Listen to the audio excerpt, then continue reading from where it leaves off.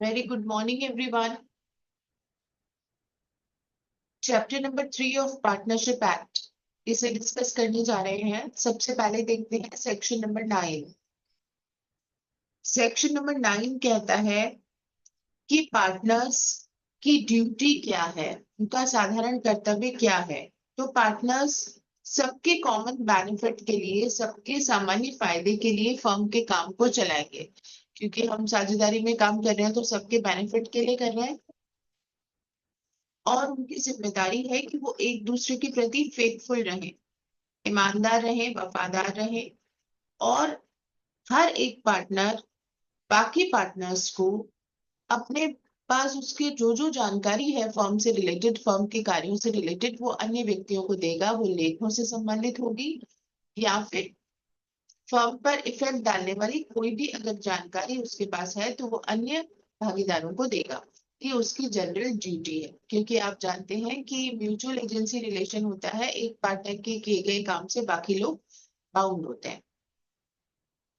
Section number 10 में कहा गया है कि अगर कोई पार्टनर कोई फ्रॉड करता है और उससे किसी प्रकार का नुकसान हुआ है फर्म को, फर्म के कारोबार का संचालन का हमने उसे काम दिया और उसने कोई फ्रॉड किया जिसकी वजह से फर्म को लॉस हुआ, तो फर्म को लॉस का मतलब बाकी सब पार्टनर्स को लॉस हो गया।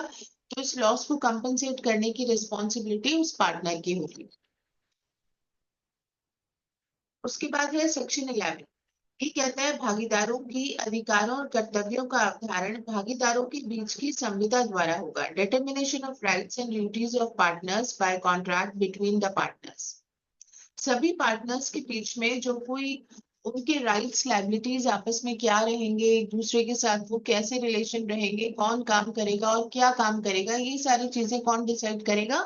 कॉन्ट्रैक्ट, यानी जो उन्होंने पार्टनरशिप डीड बनाई है उसमें।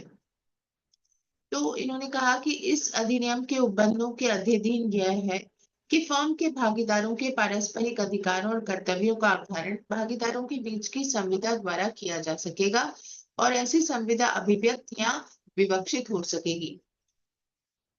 कॉन्ट्रैक्ट जो बनाया है, यानी जो पार्टनरशिप डीड में इन्होंने जो भी टर्म्स एंड कंडीशंस लिखी हैं, वो एक्सप्रेस या इम्प्लाइड कोई भी हो सकती है और उनके द्वारा ही डिसाइड होगा कि कौन पार्टनर का क्या राइट होगा और क्या उसकी ड्यूटी रहेगी।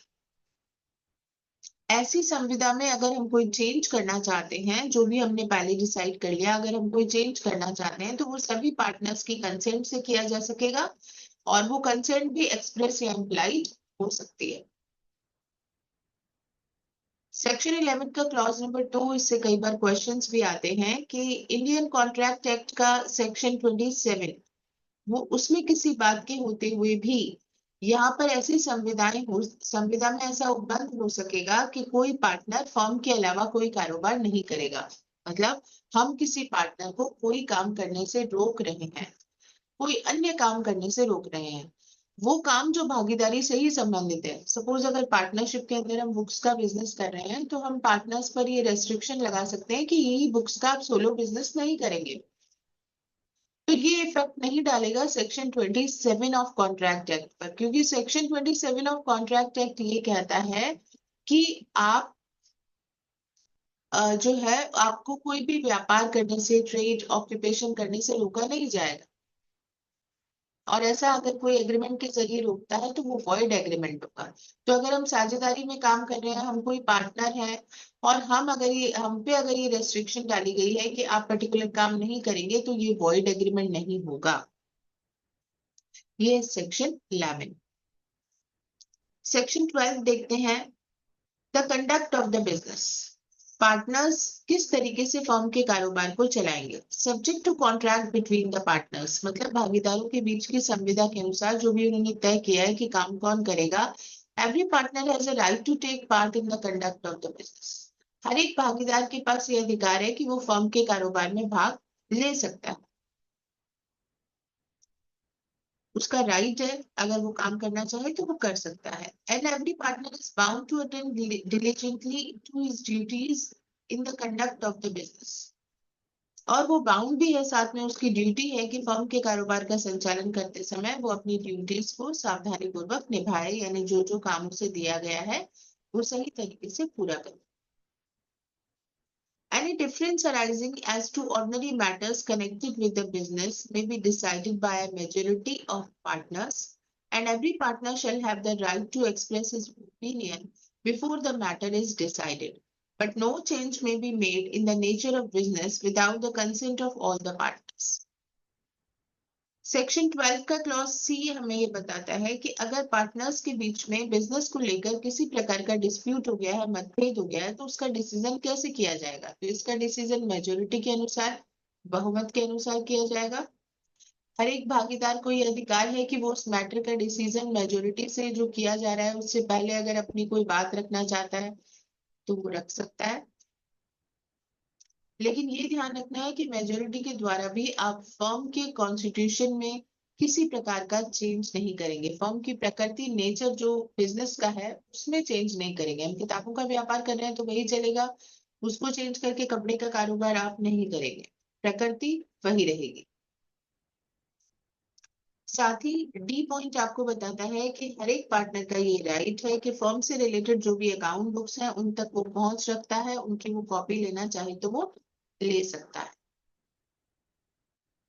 तो सेक्शन 12 के बाद अब देखते हैं section 13, mutual rights and liabilities.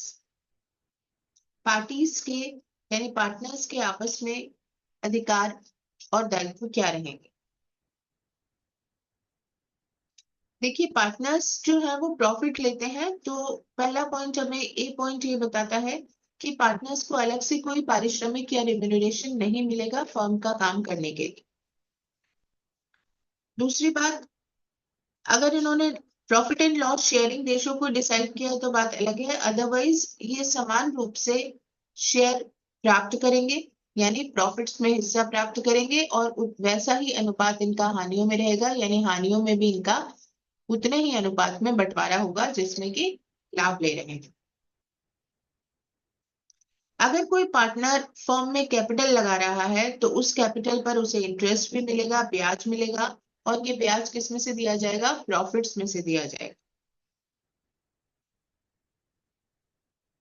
अगर कोई पार्टनर जो उसे कैपिटल लगानी है उस कैपिटल के अलावा जो एग्रीमेंट किया है कि हम ये 5-5 हजार सब लगाएंगे या 50-50 हजार लगाएंगे, वो एग्रीमेंट के अकॉर्डिंग उसने वो पैसा दिया है, उसके अलावा भी कोई वो पैसा बिजनेस में लगा रहा है, हमने अपने हिस्से के 5-5 हजार लगा दिए, उसके अलावा एक ए नाम का पार्टनर जो है वो 10 हजार और लगा रहा है, तो उस पे उसे हर साल 6% की ब्याज दर से ब्याज मिलेगा उस पैसे का।